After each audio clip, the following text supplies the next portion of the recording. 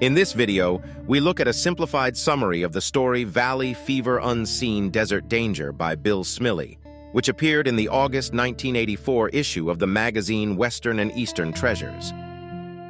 In the wizarding world, the whispers of a mysterious illness called valley fever had reached my ears, but I confess, my knowledge of it was limited. Little did I know that fate had a different plan in store for me. It was during a remarkable 3-day weekend when the Prospectors Club of Southern California organized a thrilling field trip. We ventured out to the arid lands near Randsburg, a hidden gem of a mining town nestled in the vast expanse of the Mojave Desert. It was there, amidst the dusty trails and shimmering sands, that I unknowingly encountered the invisible tendrils of valley fever. Days passed, almost unnoticed, before the sickness made its presence known. One fateful morning, as the clock struck 10, an overwhelming drowsiness engulfed me. My eyelids became heavy, and I succumbed to its irresistible call, retreating to the solace of my bed for a blissful slumber that lasted 3 hours. Upon awakening, I felt a semblance of normalcy, yet the weariness persisted, plaguing me until 4 o'clock when I surrendered once again to the clutches of exhaustion.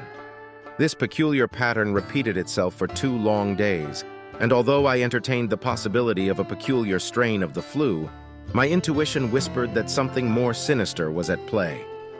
Finally, my ailing body compelled me to consult a trusted healer, who promptly sent me for X-rays, seeking insight into the enigma that plagued me.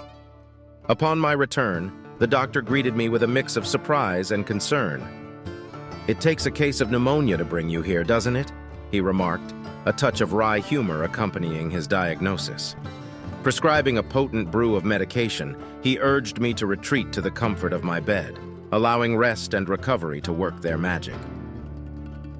Little did I know that this encounter with valley fever would mark the beginning of a journey fraught with unexpected twists and turns, challenging me in ways I could never have imagined. But dear reader, fear not, for within the darkest of nights, hope always finds a way to shine through. I slumbered deeply in the days that followed, and as the week drew to a close, I returned to seek the healer's counsel once more. Another X-ray was taken, and with a touch of concern in his voice, he spoke, "It still persists, my dear." The medication was altered, and I retreated to the solace of my bed. Days turned into weeks, and the repetitive cycle ensued. Back to the healer's abode I journeyed, seeking guidance anew. In his wisdom, he directed me to a specialist of the lungs, a master of his craft. Conversations unfolded and a curious test was proposed, a tiny injection beneath the skin, a skin test it was called. "Observe, my dear," the specialist said. "If it reddens and swells, expanding to the size of a wizarding coin by the morrow, then valley fever it shall be." And so it came to pass. The injection bloomed with crimson hues, and I was confirmed to be under its spell. Once more I rested within the confines of my chamber, another week slipping away like sand through an hourglass. Another X-ray was taken, and as the days waned, the affliction began to wane as well. Yet, caution was warranted, for the specialist forewarned of the dangerous paths it might tread. Spinal meningitis and pneumonia lurked in the shadows, waiting to claim unsuspecting victims. We observed with vigilance, but fortune smiled upon me, and their clutches remained at bay.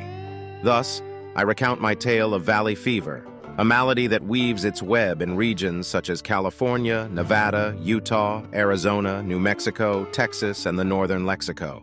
Its favored domains lie below the lofty heights of 5,000 feet, where scorching heat follows the rains of a desert season.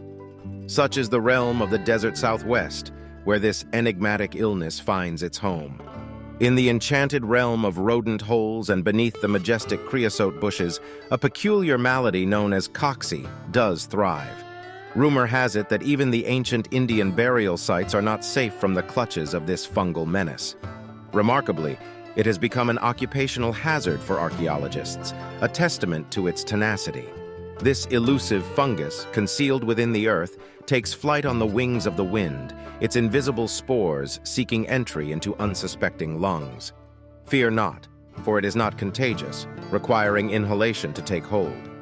Curiously, those who have been afflicted with valley fever are bestowed with immunity, forever protected from its grasp.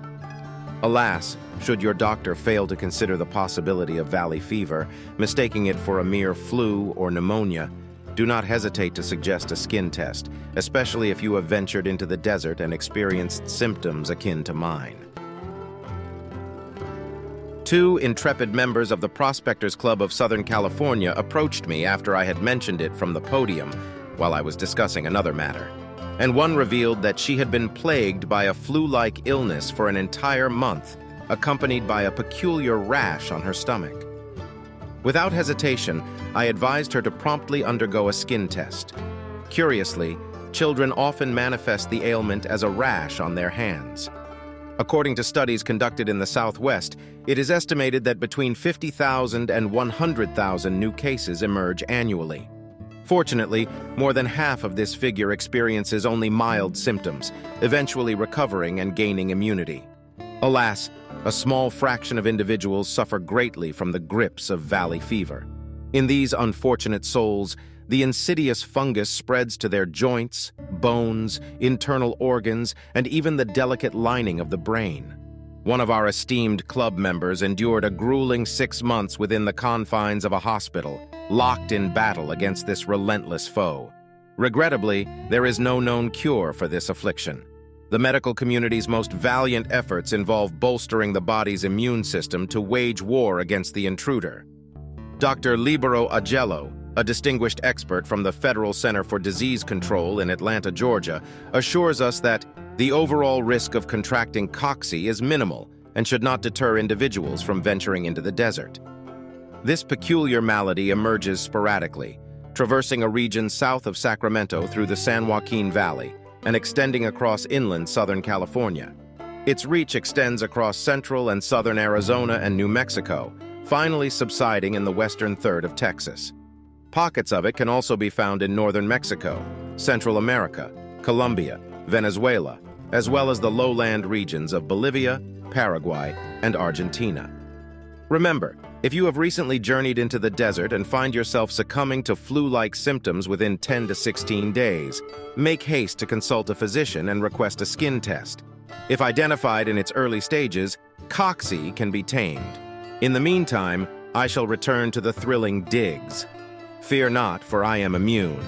If you're interested in purchasing a copy of this vintage magazine for yourself or as a gift for a friend or loved one, please click the link in the description.